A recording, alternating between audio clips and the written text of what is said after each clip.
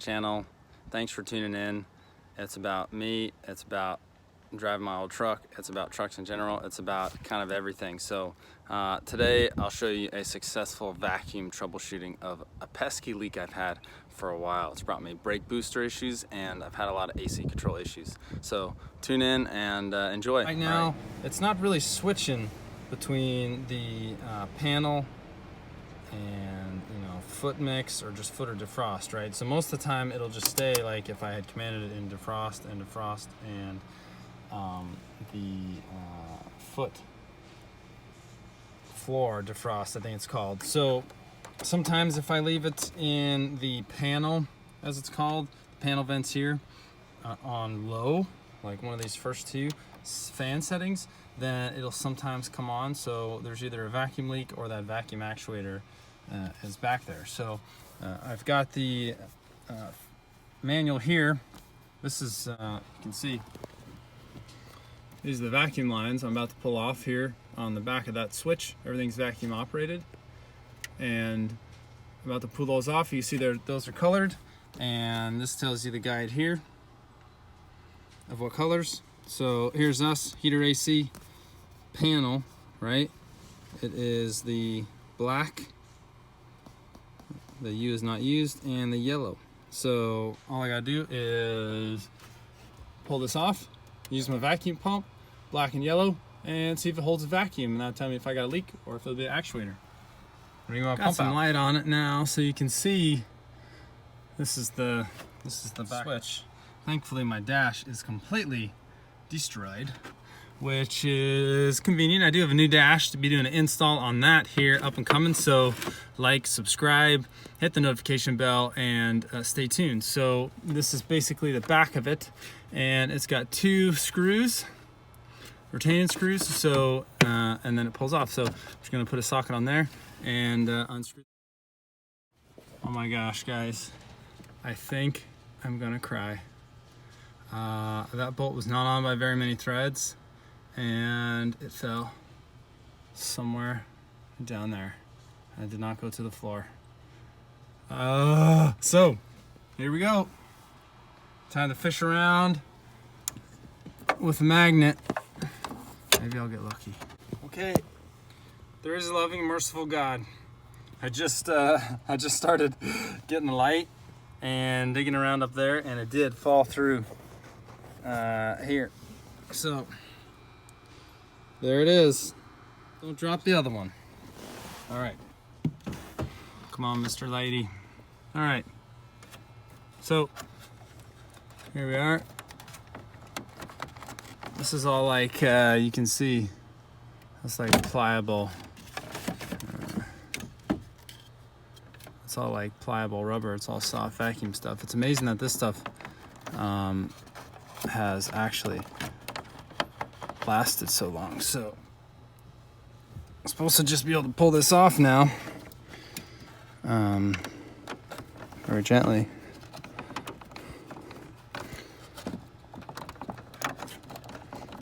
Yeah, it's coming now. My biggest concern with all this stuff on these old trucks is that, plastic and everything deteriorates, and last thing I want to do is break something more. Look at that.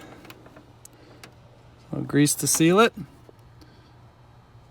There's all the holes.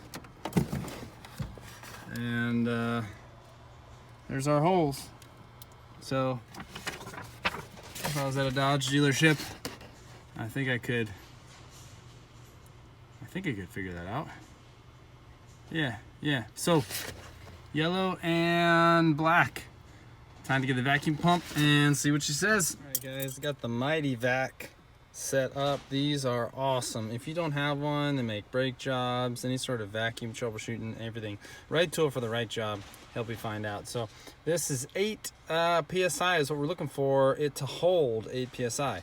So let me see if I can get this camera set up. Vacuum line into yellow. Now all we do is pump and see if it holds 8 psi.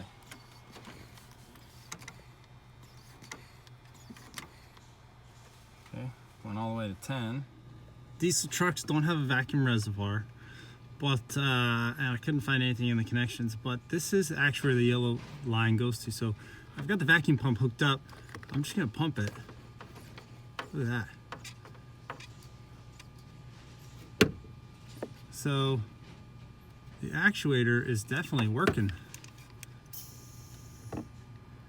So it's 100% working. So I'm not sure what's going on.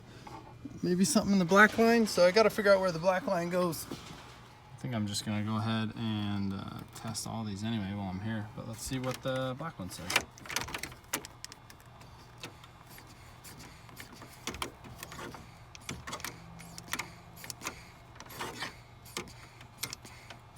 All right, so you can see it's not building up any pressure. So either I have a leak or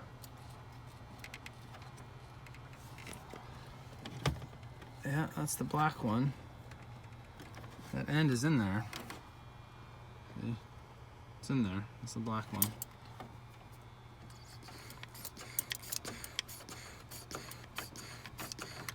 So that's the problem. So I have a vacuum leak in the black line. If it's a black line, what does that mean? So the vacuum reservoir is the black one. And if I'm on just panel, it is black. It is these two right here, panel, black and yellow. Cool, see?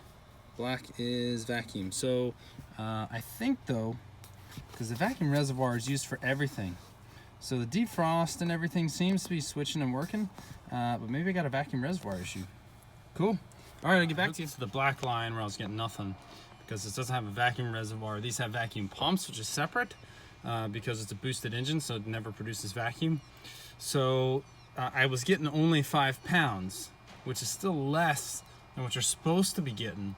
So I think what I probably have is a leak in the vacuum line from the vacuum pump in the engine bay. So I'm gonna start troubleshooting. You can see there, that's the line, that silver thing comes out and goes forward to, let's see if you can see this T-junction? So this large line goes to the brake booster. Right there. And I've had some booster issues too, so I've got to have a vacuum leak. The boost issues are fine now. So there's this other line that goes up and comes in here where there's some junctions. It goes over to the cruise control and I think for the ABS, and it goes over to the other side here. So I'm just going to start by carefully, so I don't break anything, pulling that off, and I'll hook up my vacuum pump and let's see what we get here. Look at that. So I'm able to get, so there's definitely no leak from here between the booster and that, so there's got to be a leak somewhere else. All right, I got it hooked up to the other end of it, right? And so let's see what we're getting here.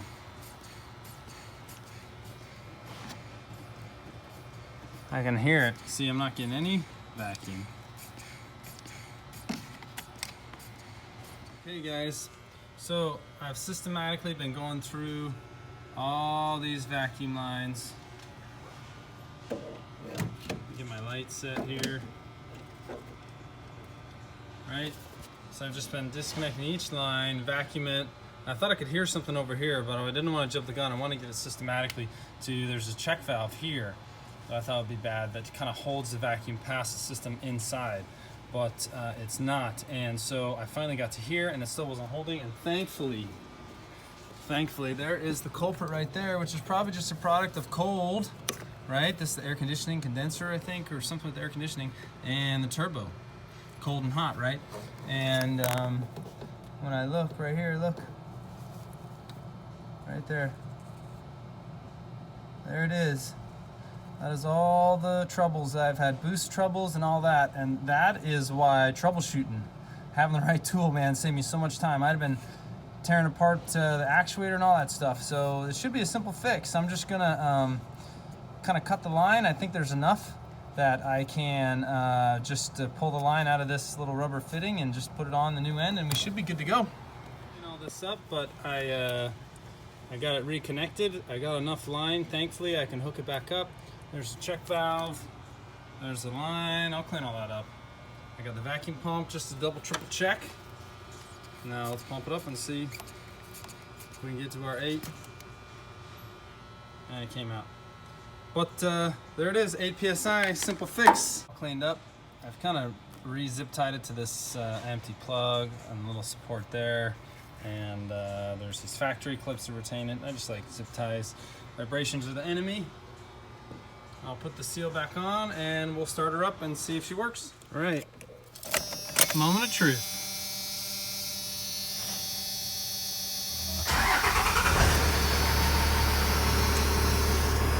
All right, let's give it a shot. I got air. I got lots of air. Thanks a lot, guys. Again, like, subscribe, notification bell, all that good stuff. Keep doing these shows. Upcoming next, you should see whole dash replacement. Cheers.